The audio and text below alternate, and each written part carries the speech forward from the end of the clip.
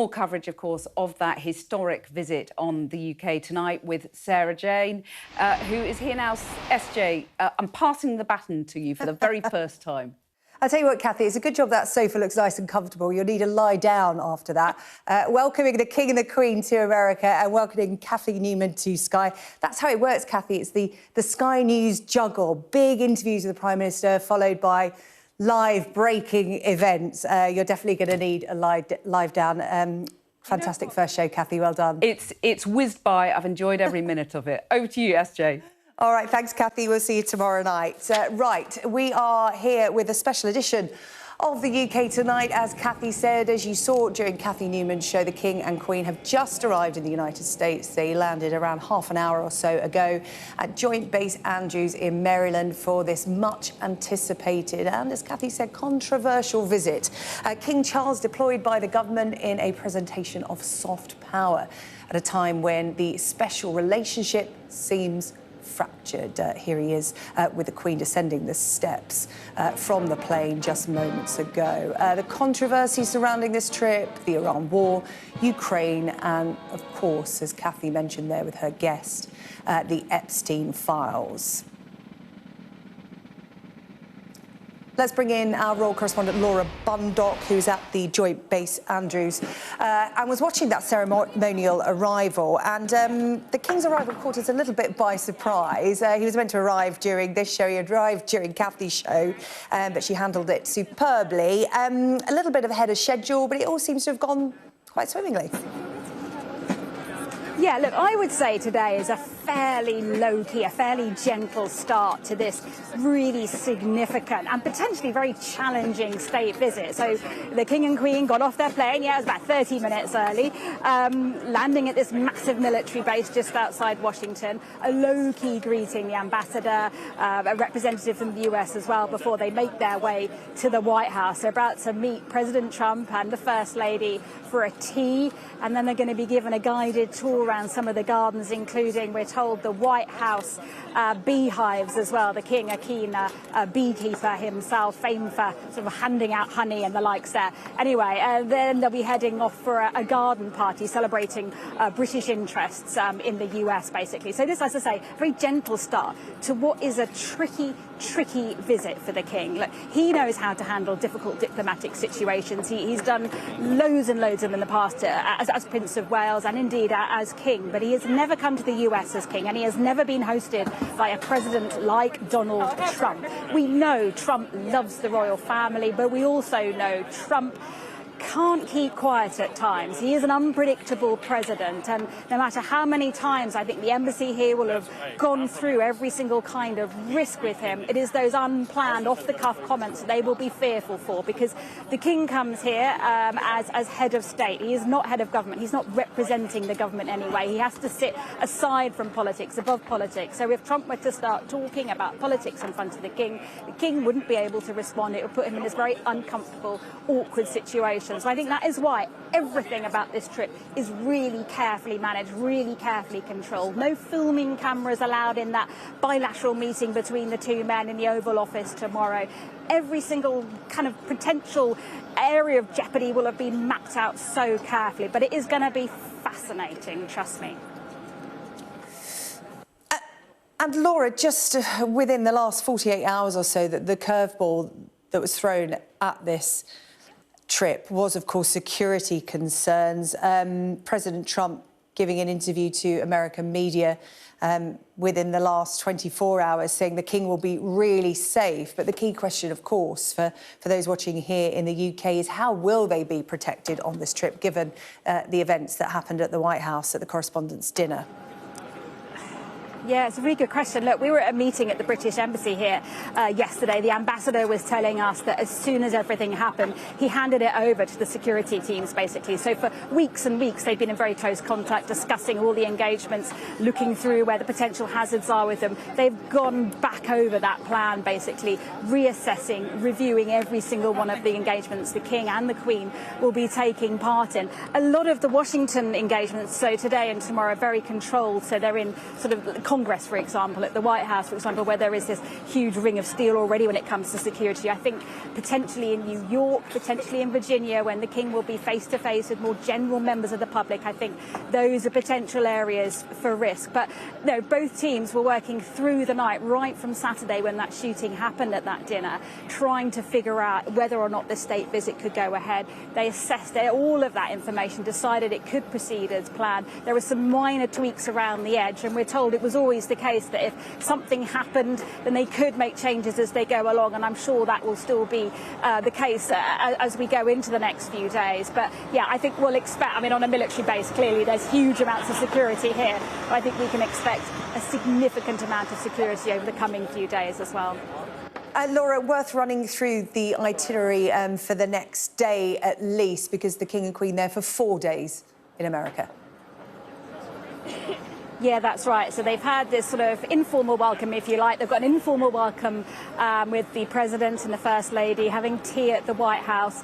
Then they're heading to this garden party, sort of celebrating all things British, a very British menu apparently being handed out at the garden party. Tomorrow, I think, is the really big day. So tomorrow you can expect this huge ceremonial welcome, so plenty of pomp, plenty of sort of star-spangled stages and the like. Then the King will have the bilateral meeting with the President at the Oval Office. We'll get a photo of that. We won't be able to hear what the two men are talking about, though. And, you know, as history would tell us, there can be some tricky moments in that Oval Office. We won't record any of that. No cameras filming inside there. Then the King heads to Congress for this really important address. And I think what we can expect in his address is probably a real sense of what they want us to be talking about with this trip, which is that this is about honouring the 250th anniversary of American independence. It's about celebrating the things that link us, the culture, the history, the people to people, the economy, things like that, that this really is a celebration of an enduring friendship that transcends the politics of the day. But I think it will be hard to ignore the politics of the day, not just with Trump's comments about Iran and Keir Starmer and things like that, but also other shadows in the background as well, the Epstein scandal. These are all issues that could come to play as well. There's a day in New York on Wednesday, and then a day in Virginia where the King, I think, will be meeting a lot more what I would call real people, so members of the public at that engagement. Laura, thank you. Laura Bundock there, following the start of the King and Queen's visit to the United States. It has begun with them touching down at Joint Base Andrews for a ceremonial arrival. They are now making their way to the White House, we understand. We will follow their progress here on Sky News throughout the course of the evening. Let's bring in now the royal historian, Sir Anthony Selden, who joins us now and has been following events so far this evening, early stages of this visit. But historically, how will this be seen? It comes at a very important time for relations between the UK and the United States of America. Well, this is a royal visit, state visit, unlike any other, all the way back to that first visit in 1939, incredibly, when the King's grandfather, George VI, with the Queen Elizabeth, came over to see President Roosevelt 3 months before the Second World War to try and help get America on side in the event of war. I mean, that was a huge visit, and this is the most important state visit to America since that, nearly 90 years ago. And Sir Anthony, will this visit actually achieve anything? Looking at the visits of the past, what do they actually achieve? Because we talk about soft power, and we know that the special relationship between the UK and the US isn't what it was, to put it mildly. What can this soft power do? Because for those watching on, this works very well for President Trump. We know he's a huge fan of the royal family, but it's less certain what this visit will do for the United Kingdom. So nobody knows what the visit will mean. Whether it's just going to be a visit which is a nice to have and pleasant things said on both sides and then the King and Queen leave, or whether it is going to make a significant difference. This we know, though. We know that President Trump loves the royal family, as already stated on the programme, and there is probably nobody in the world, not the Pope, who he disparaged, who the president might be more willing to listen to than the King of the United Kingdom. And we know that he respects not just Britain as a country, the royal family, but also the King. So if anybody is able to get through to President Trump, anyone in the world, it will be King Charles. So there is an awesome responsibility on his shoulders. Yeah, it's interesting, and it must be a bit of a dance as well, because we know that the King cannot speak politically. And again, we talk about this soft power, and it's all very mysterious, and you know, we don't quite know how it works. Sometimes it does, sometimes it doesn't. But what do those kind of conversations look like? Is it literally reading in between the lines? Because I wonder how much the King can actually say about what's going on at the moment politically. Well, it's very interesting. It's often as much what he doesn't say and the way that he says it. So he can't obviously talk about the details of what's happening in Ukraine or what's happening in Iran or elsewhere in the world. He can't get into the details, as you said. He's not the head of the British government. That is the Prime Minister. He is the head of the state. And President Trump is both the head of government and the head of state in America. So he combines both roles. But look, America was formed 250 years ago out of the chest of Britain. It came out of Britain. They were British colonies, 13 British colonies, but they became the first 13 states of the United States of America 250 years ago. There is an organic bond which is totally unlike America's relationship with Canada or with any other country in the Americas or in Europe or anywhere else. It is an extraordinary relationship, and reminding the president of that incredible history that America was formed to break away from the United Kingdom, and now it's the King coming back and helping bring both countries together at a time of stress. I mean, that is momentous. And reminding them that when they have been together, notably in the First and Second World Wars, standing up against tyranny, standing up for freedom, standing up for individual rights and the rule of law, they have been a world-conquering combination. And so at the best, this has been an extraordinary relationship in the 20th century and can be again in the 21st century. Throughout the Cold War, it was Britain and America and obviously other countries in NATO standing up against the totalitarian Soviet Union. So he can remind President Trump what democracy means and what partnerships between democracy can mean for the public good, for the good of the world. Sir Anthony Selden, you'll stay with us throughout the course of the show. We'll be back to you shortly. That's Royal Historian Sir Anthony Selden talking to us from London. Let's go to Washington because big questions about security concerns around this visit. And no better person to speak to than Sky's Washington correspondent Mark Stone, who was right at the heart of this matter at that White House Correspondents' Dinner at the weekend, and joins me now from the White House, because that has been the big and perhaps unexpected question. It's always a question that's asked when the King travels anywhere, but more so given what happened, you know, on Sunday. How is the King and Queen going to be kept safe during this 4-day trip? Well, it's a good question, and it's one that we had hoped to put to the White House at the briefing an hour or so ago. The opportunity didn't arise, but what I can tell you, having spoken to the British ambassador here over the course of yesterday, and we saw him there greeting the King and Queen off the jet at Dulles Airport, Christian Turner and his team have been keeping a very close contact with the Secret Service, with their US counterparts, with the security detail of the King and Queen, who are, of course, travelling with them, to make any tweaks that they may need to make to this 4-day trip.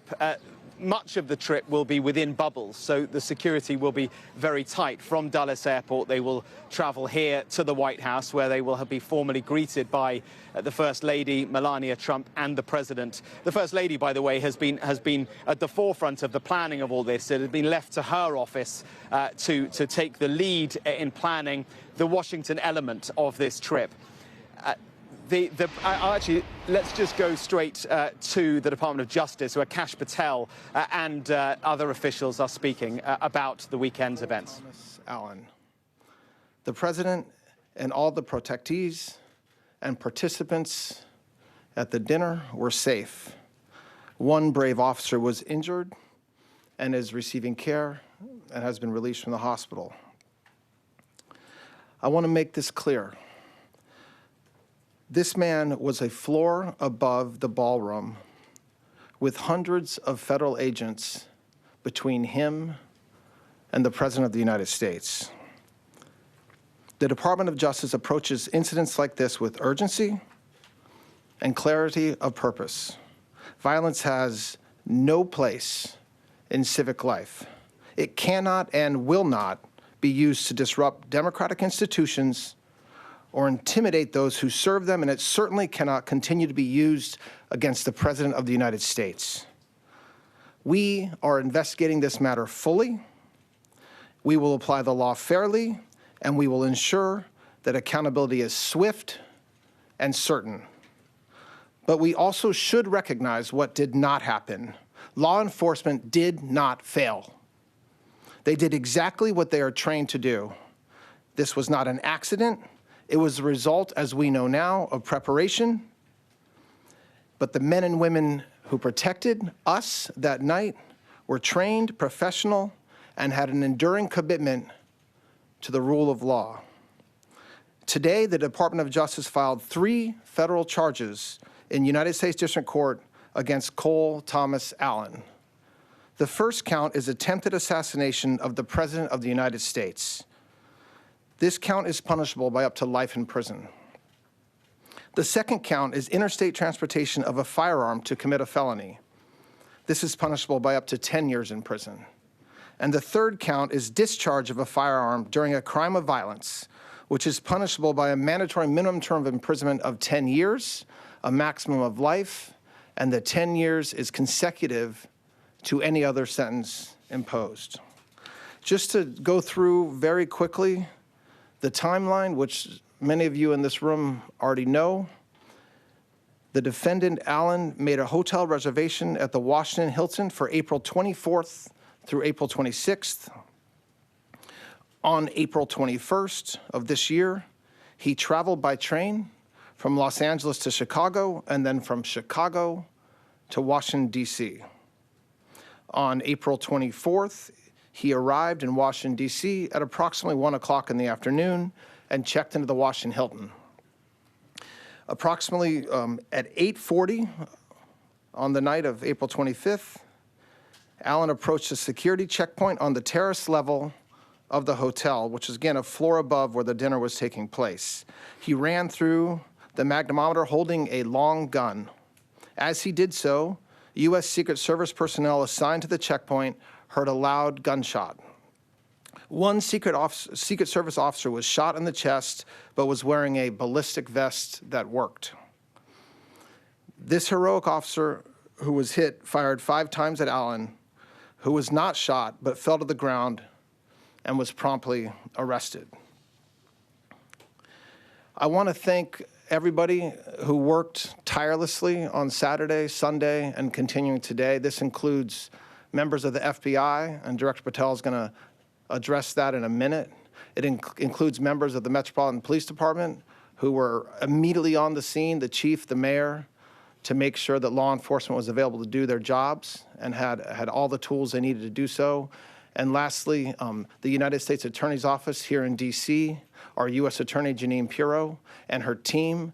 A prosecutor stayed up all night long, didn't sleep all day yesterday, making sure that we got what we needed from all over the country. It included search warrants in California, search warrants here in D.C., multiple interviews that have been conducted already of witnesses and of family members of the charged individual. and continue to work hard today. This investigation is ongoing. It's not complete. A lot of the information that the media is hearing through leaks or sources, some of it is true, some of it is not true, and at the right time, you will hear information from us as appropriate. I'd like to ask our U.S. Attorney, Jeanine Pirro, to say a few words, and then followed by Director Patel. Thank you. Thank you, Mr. Attorney General. Cole Allen's journey of accountability in the criminal justice system starts today. Todd Blanche just indicated to you the charges. Those charges are only 3 charges that are in the complaint that has been presented in federal district court about an hour ago. There will be additional charges as this investigation continues to unfold. But make no mistake, this was an attempted assassination of the President of the United States, with the defendant making clear what his intent was. And that intent was to bring down as many of the high-ranking cabinet officials as he could. This is the kind of situation that we cannot tolerate. And as the Attorney General has just indicated, it could have been so much worse, but for the reality that we had the Secret Service as well as the Metropolitan Police Department and the FBI. Now, the facts make it very clear what this intent was. You may recall that it was on March 2nd that the president indicated that he would be attending this public event at the Hilton. And on April 6th, that's when Cole Allen first made a hotel reservation at the Washington Hilton for 3 nights, the 24th, the 25th, and the 26th.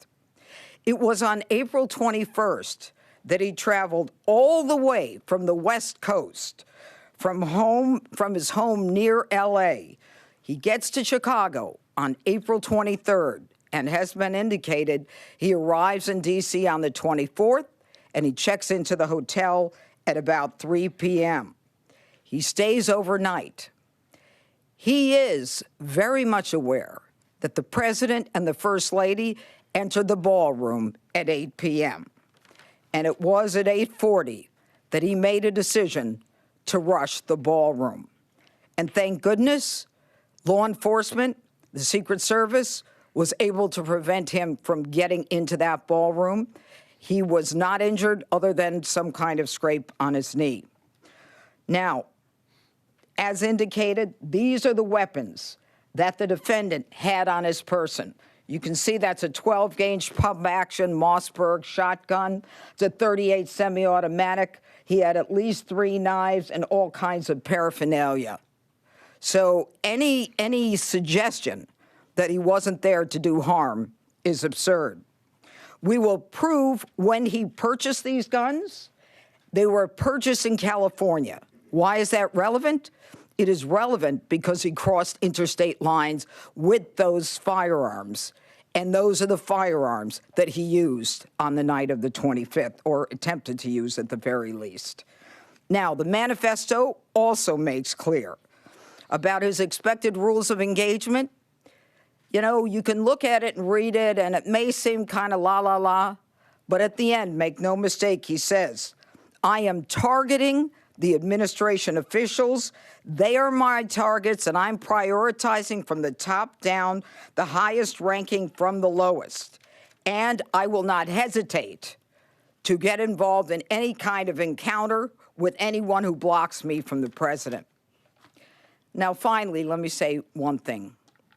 Within days of the president nominating me to be the United States Attorney for the District of Columbia, I was at the scene of a double homicide, where one Elias Rodriguez crossed state lines from Chicago with a firearm to commit a felony in the district. He's now indicted for the murder of 2 individuals, Laron Lashinsky and Sarah Milgram, here in Washington. Not long after that, another individual, Ramanullah Lockenwall, crossed state lines, again with a firearm, with intent to commit a felony here in Washington. He traveled from the state of Washington. He is now indicted with the murder of Sarah Beckstrom, a National Guardsman, and the attempted murder of National Guard Andrew Wolf. Today, we have Cole Allen, another individual charged with crossing state lines coming from California with a firearm with the intent to commit a felony here in the district. Let this be a message to anyone who thinks that Washington, D.C. is the place to act out political violence. And if you are willing to do so with a firearm and cross state lines, we will find you, we will track your steps from the inception of your plan, and we will prosecute you to the fullest extent of the law. Washington, D.C. is not the place to travel to commit acts of violence.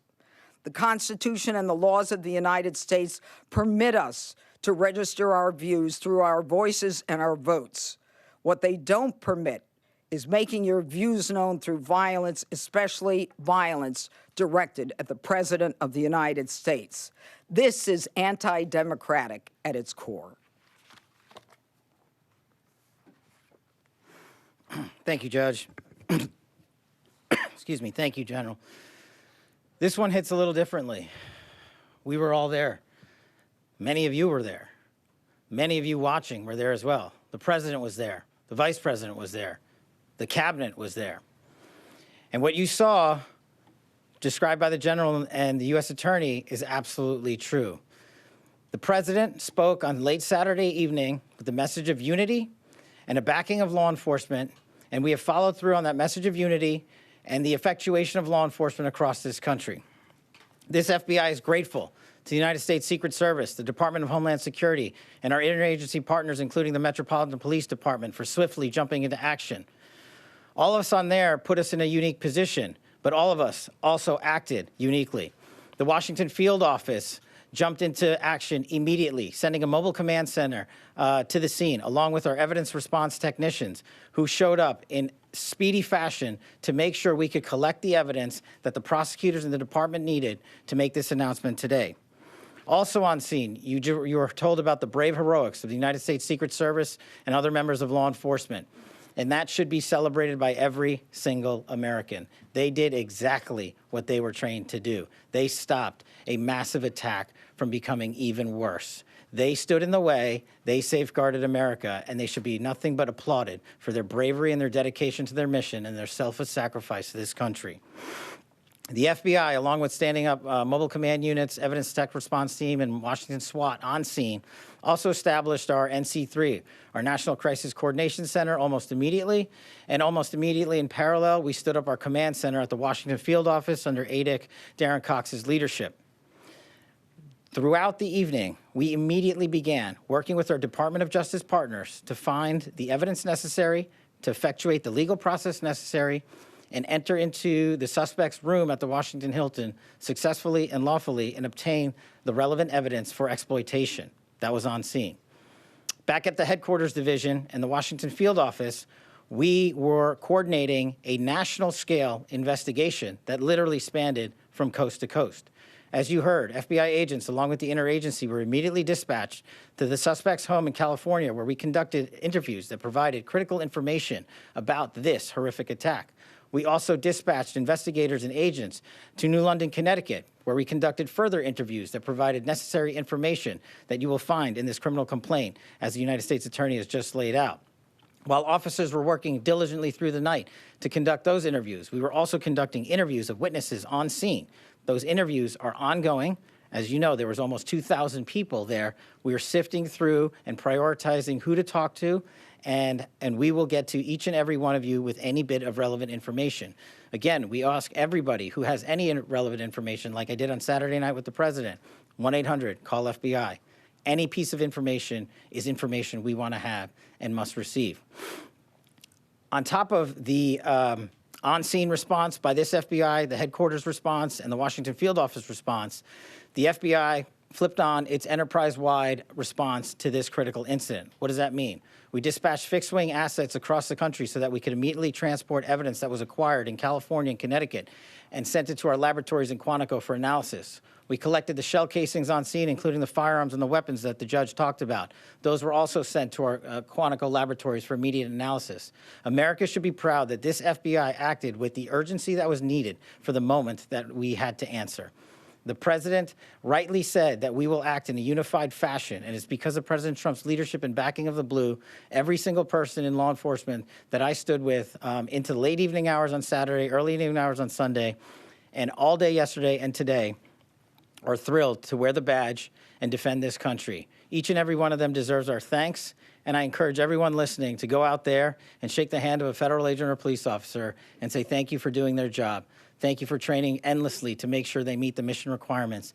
And for me, as the director of the FBI, I want to thank our headquarters components for working diligently with our prosecutors and make sure that the American public knows it's not just federal agents that do this work. It's our intelligence analysts, our support staff, our laboratories, our fixed-wing assets, our critical incident response groups, our hostage rescue teams. Agents sprung into action, got out of bed, and haven't slept since.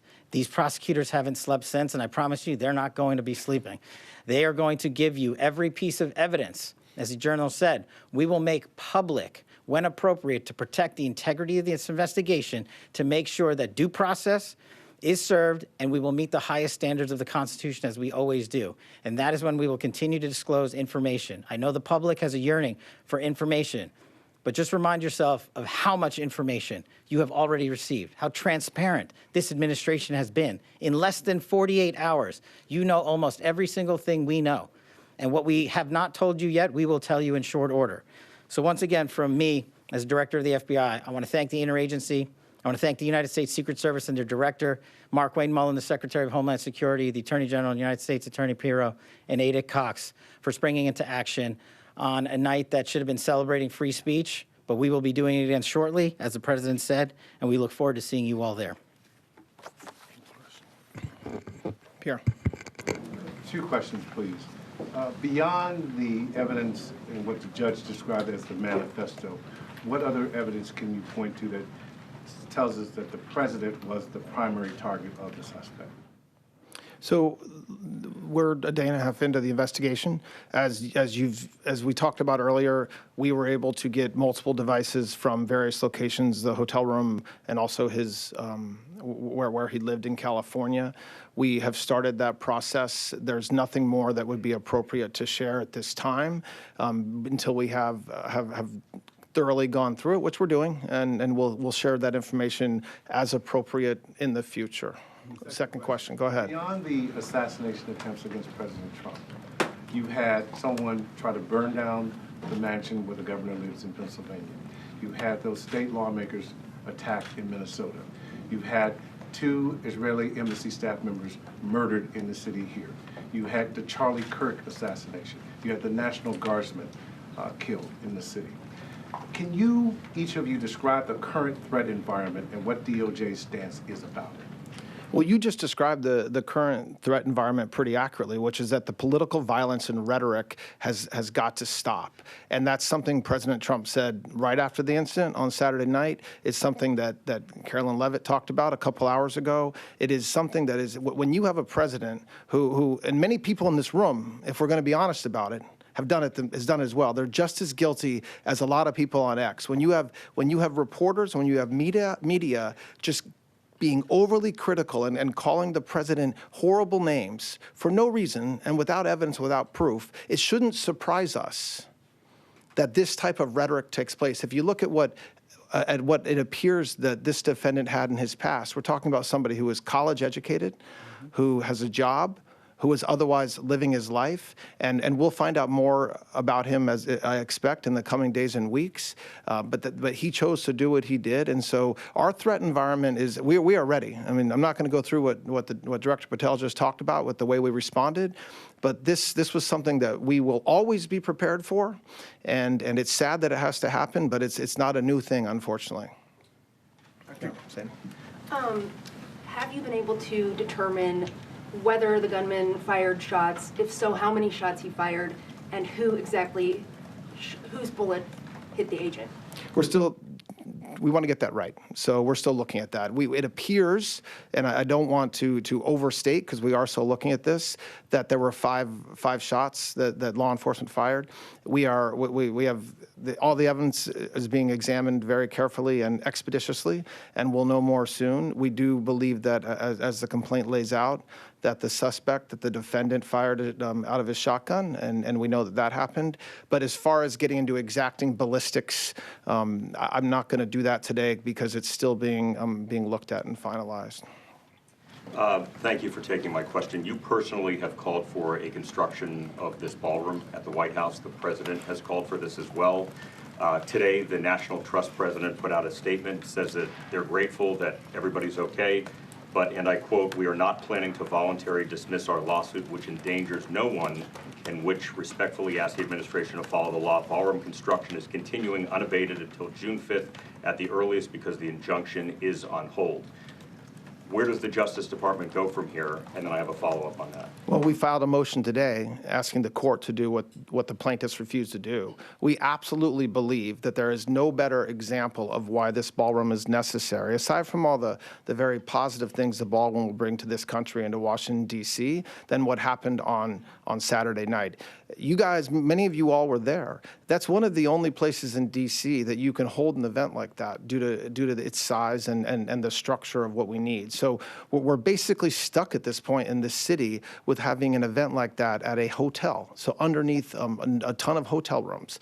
And so the fact that we, aside from the fact that the ballroom is spectacular, it's going to be beautiful, it's going to make this country look great every time it's used, it's also a meaningful safety issue. And so I very much wish that the plaintiffs and their counsel would take a different view, but if they don't, we are going to continue to fight in court like we have been, and hopefully the judges at the D.C. Circuit Court will do the right thing. Beck.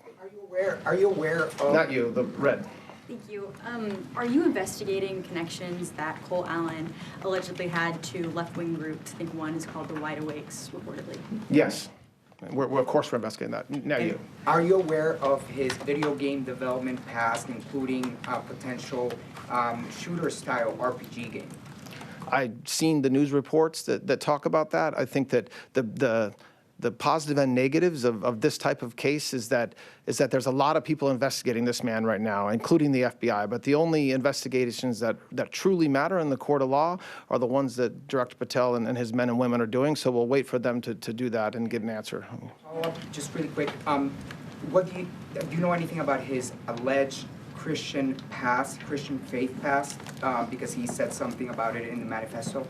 I have read reports in the news, and I've read reports that say various things regarding his views of Christianity, his views in the past of Christianity, and I'm certainly not going to speak to news reports. I will wait, as I hope all of you would, for the investigation to continue until we actually have answers. Yeah. Just a little technical question. You mentioned that you guys, so far, you think that Allen fired at least one shot. That doesn't say that in the affidavit yet, so I'm just curious if you can explain the discharging of weapon charge at this point. Well, he's charged with violating 924C, discharge of a firearm during a crime of violence. So by definition, that charge means that it was discharged. I can tell you from what I know, with the understanding that we're a day and a half in, that this is the gun that he discharged. And as those of us that have ever shot one of these know, what happens when you shoot that is the casing stays inside the firearm, and then if you reload it, it pops it out.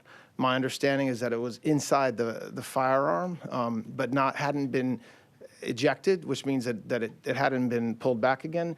But again, I want folks to understand, I'm the acting attorney general. I'm not on the ground doing the investigation, so I'm telling you what I've been told, and we'll, if that information changes, I'm sure that we'll let you know. Yeah. Just want to ask you about this letter that you posted yesterday that's sent from Brett Shumate to the plaintiffs in that lawsuit. It says that the Washington Hilton is, quote, demonstrably unsafe for the President of the United States. It said that with the ballroom, that Trump will no longer need to venture beyond the safety of the White House perimeter. Just engaging with those lines, was there an assessment in advance of the dinner that the Hilton was demonstrably unsafe? And if so, why was President Trump allowed to attend it? And then separately, just the idea that by building the ballroom that President Trump wouldn't need to go outside of the confines of the White House. I mean, is that something that the American people, should find acceptable, that the president would have to be, for major events, confined to the White House? It seems like kind of a castle situation. That is obviously not what he means by that. And the fact that that question comes with respect to President Trump is laughable in the extreme. I mean, laughable in the extreme. You have a president who willingly speaks with you guys multiple times a day, I would say 7 days a week. He is active all over the country. I think with that, keeping it to the four corners of that statement, when he says demonstrably, it's demonstrated by what happened on Saturday night. So that doesn't mean that the Secret Service would ever let the president go into an unsafe environment. I know that the director of the Secret Service will be focused on making sure that we always keep him safe. And by the way, as we said before, and as anybody that was in that room knows, we were safe. We were safe. We heard a lot of loud noises that at the time many of us thought could be guns going off. It was mostly plates falling because of the staff, understandably, were running. So my reaction to that is I'll leave anything with respect to security up to the great men and women of the Secret Service. But when we talk about having an environment like the ballroom, it's an environment like what you saw last night. So an environment where you have a unique blend of cabinet members, leadership of this country, leadership of Congress, reporters and members of the public coming together for an event like that. That's different than other public-facing situations, which I have no doubt President Trump will continue to do as he said he would on Saturday night. Yeah. Thank you.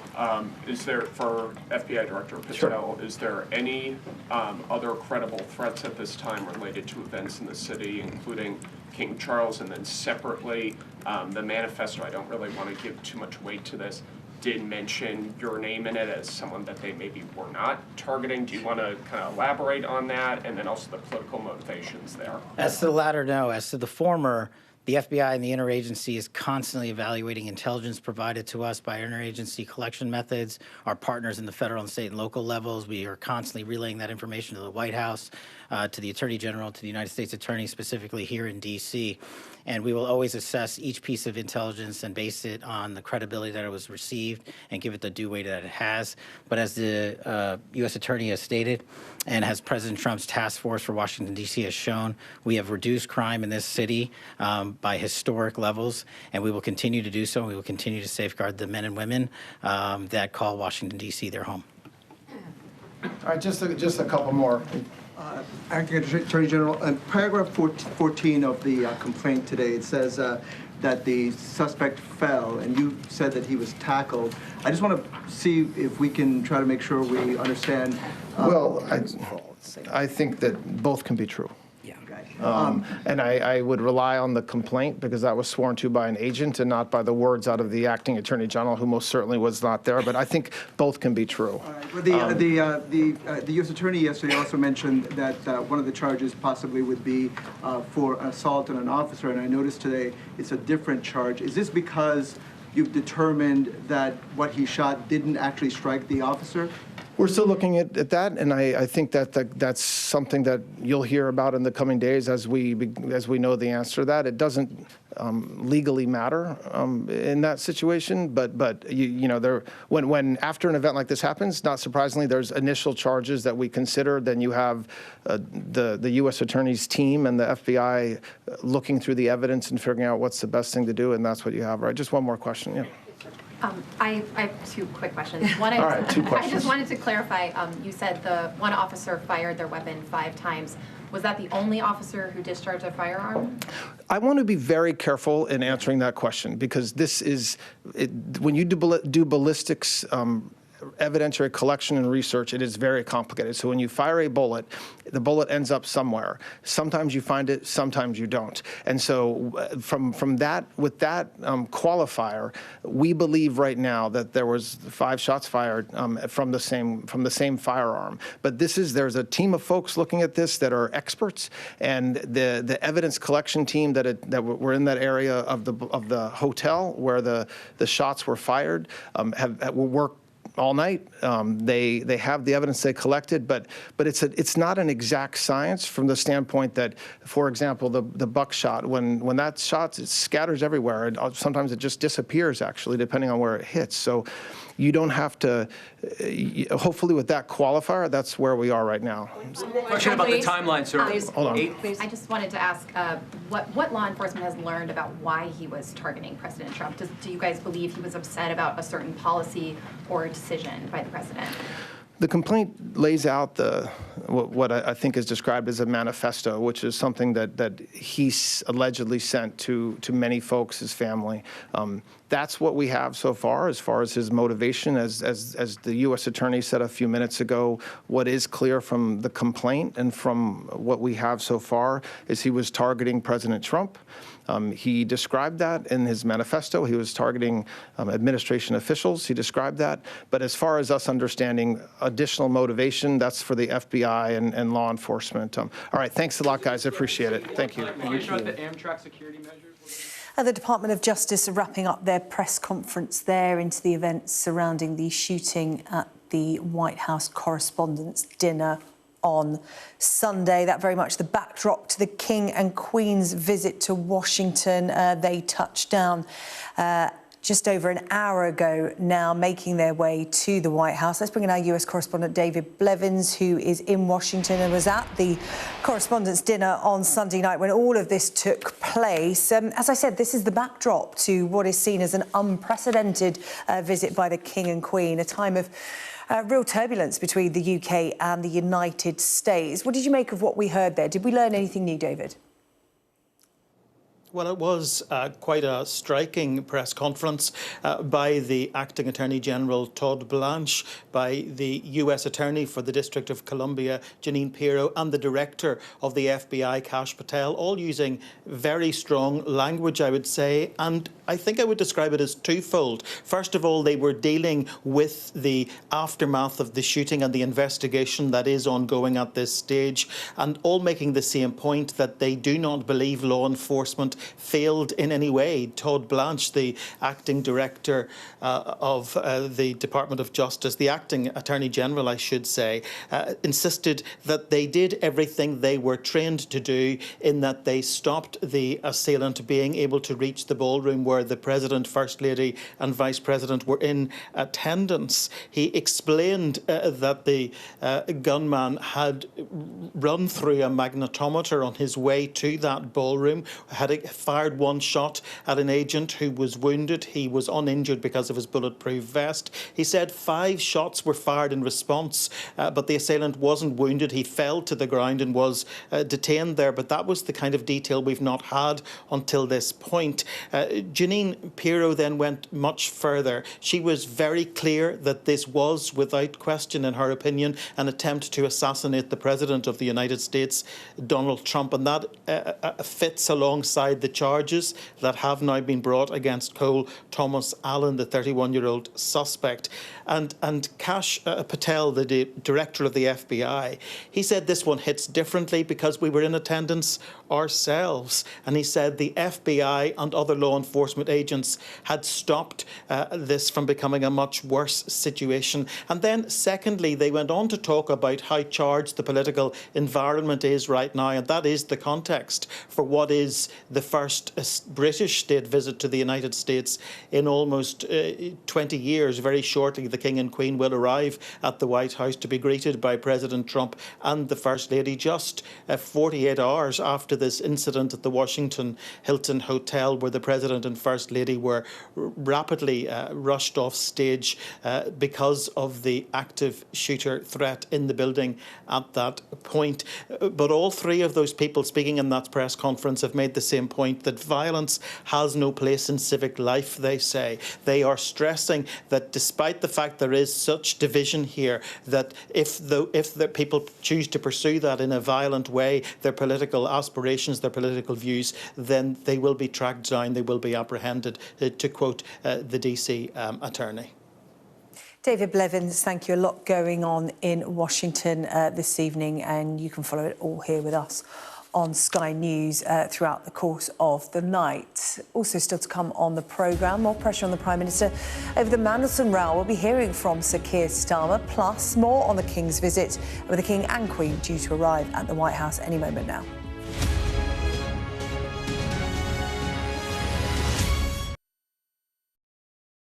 With respect, Minister, answer the question.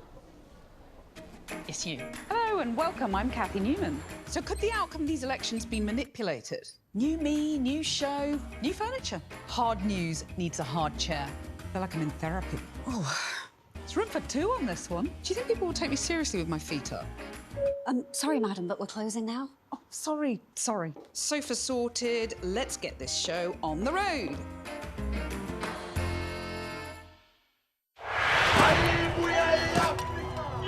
It's like a football final with only one team on the pitch. This isn't just a call to vote, but a call to remember. The freedom fought for by the African National Congress. I'm Yusra Al-Bagher, Sky's Africa correspondent based in Johannesburg, South Africa. A cyclone and 2 burst dams wiped out hundreds of generational homes. This was the second dam that the floodwaters hit before it tore into Derna. We are in the heart of Nairobi, and we're watching as protesters were heavily tear-gassed. The sheer fearlessness and persistence of these guys is astonishing. We help you understand the world with us. I remember going into the iconic Omdurman market in the heart of Sudan's capital for the first time since the war started. And this is what's left of it. Bullet holes through buildings, shelled balconies, bullet cases on the floor. I witnessed the complete destruction of a place linked to my childhood memories and the lives of millions of people. This is insane.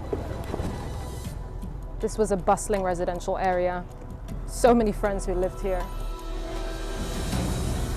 My most memorable interview was with a 15-year-old boy who'd survived being stranded on a migrant boat on its way from Senegal to the Canary Islands.